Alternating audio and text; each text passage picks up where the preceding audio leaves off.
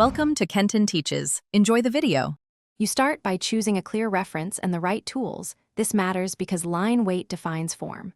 Draw a vertical center and a horizontal eye line to fix tilt, then place 2 small marks for inner corners. Once done, sketch light almond shapes for both eyes. Keep them slightly asymmetrical for a natural look. Make sure to leave space for the eyebrow and mask. These negative spaces shape the eye.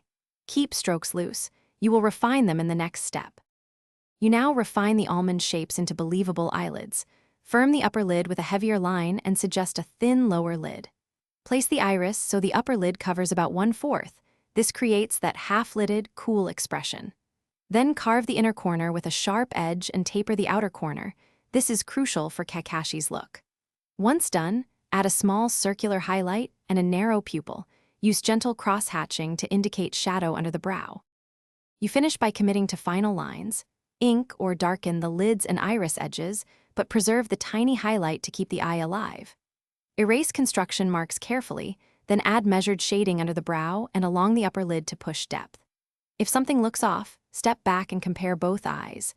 Shifting one eye by 1-2 mm or softening a sharp corner will restore symmetry without killing expression. Always preserve contrast so the eye reads clearly. Thanks for watching. Please subscribe if this video was helpful.